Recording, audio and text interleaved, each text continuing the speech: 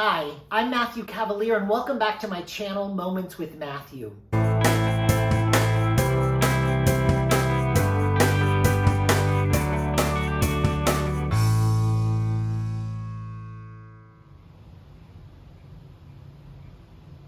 I have a confession to make.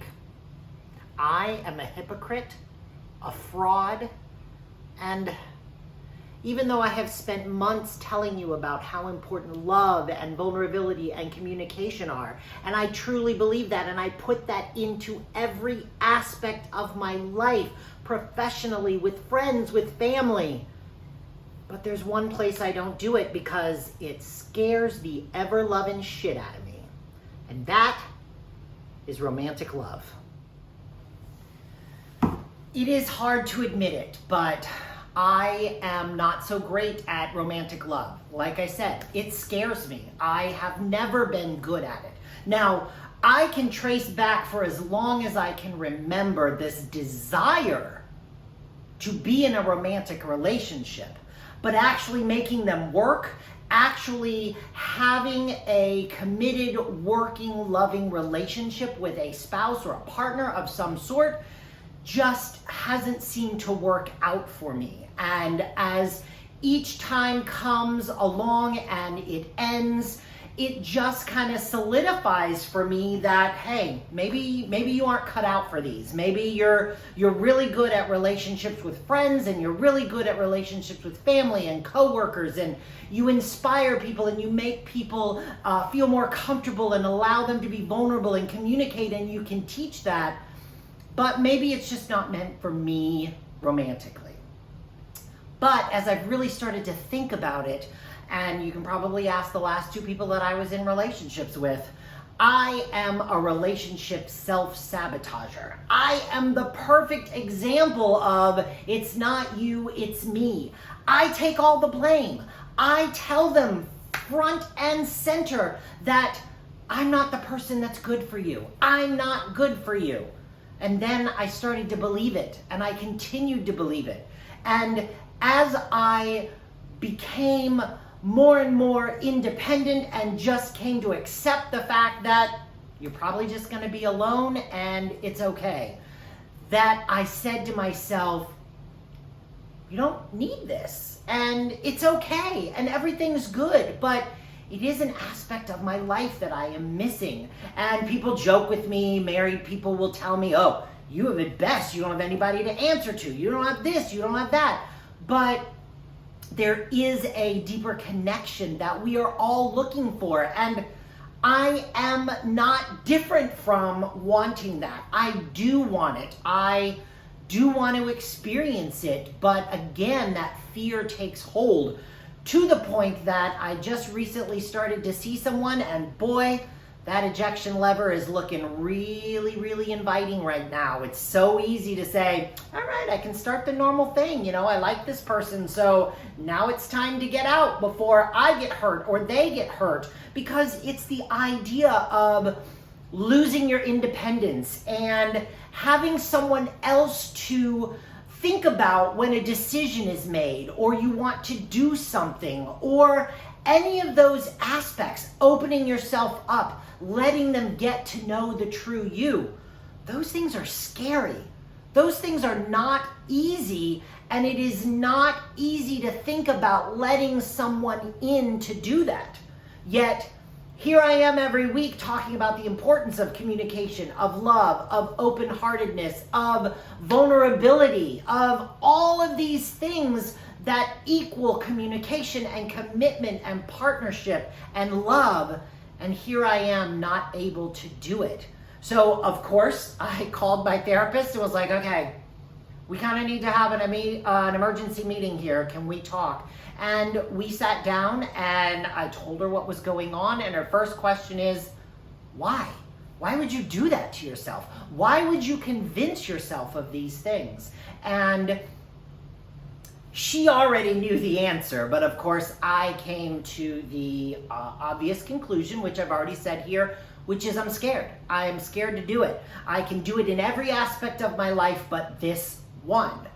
And it feels so often that romantic relationships and romantic love is like a bullet train. It is speeding along out of control, and then it all of a sudden goes off the rails, and then that's when people become unhappy. And we talked about this, and we talked about the idea of slowing it down. I do need to take things slowly. I don't do well when someone else wants to move at a much faster pace than I do. So having that communication with someone and saying to them, listen, I really care for you, I really like you, I'm enjoying what we have now, but we need to take this slow. Because if we don't, I guarantee you, I'm going to jettison from this, and I don't want to. And that is so important, and you have to keep the communication up. They have to be able to communicate with me and say, listen, I understand we're taking this at a snail's pace, but we've been stopped in this spot for a long time. What do we need to do to get moving again? And those are valid concerns. I'm not saying that the other person doesn't have a say in this. They absolutely do. But you also have to communicate what you need out of the relationship and what you need for your comfort and your fear and your anxiety of the situation that's occurring. And for me, that is a continual conversation with this person. And I have been a little bit afraid to have that conversation and truly stick to what I am saying. And the pace does have to be slower for me. That's not saying I can't speed it up later, and that's not saying I won't. But right now, as I become more comfortable in having a relationship that I really haven't had a long-term relationship in over a decade. So for me, that fear is really there, and that ultimate scariness that this could all go up in flames. I am tired of having things go up in flames. I'm tired of having people disappear. And I'm tired of having people not listen when I am talking to them and communicating to them my fears of the situation. I want to listen to them and I want to be open to them, but I need them to do the same for me. And a lot of the times it is seen as a flaw of mine. And that may very well be true. This could very well be a flaw. But if I'm going to accept your anxieties and your concerns and what you need, that has to happen for me too. And that hasn't happened in some of my relationships in the past. And I need that to happen so that I can feel that comfort level and move forward. Right now, we're moving forward slowly. We seem to be on the same page, so that is a good thing. Do I still look for that eject button every stinking day? Don't think I don't, but I don't grab it. I don't start the process of, it's not you, it's me. You should get out of this. I'm not good for you. I'm not doing that right now. And that is a huge step in the right direction. And it still scares the shit out of me. One of the books I remember reading in the late 80s, early 90s was a book called Feel the Fear and Do It Anyway.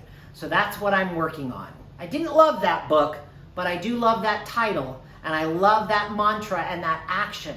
So I am going to continue to feel the fear and move forward. That doesn't mean I'm going to let red flags go by, and it doesn't mean that I'm going to be taken advantage of, but it does mean that I'm not going to let the fear stop me from caring about someone intimately and moving forward with a relationship with them. And that's all we can do. Glennon Doyle talks about what is the next right step. It doesn't have to be 50 steps in advance. It doesn't have to be 5 years in the future. It doesn't have to be 5 days in the future. It is what is the next right step. And for me, my next right step is continuing to communicate and be open and honest about my fears. That is another part that I have left out and kept too many people in the dark about. I am afraid, but I'm not going to let that stop me anymore. If you know someone who needs to hear this, please do share this video with them and click the like button if you enjoyed it, and subscribe and hit that bell so that you are notified the next time a video comes out. And I will see you next week on A Moment with Matthew.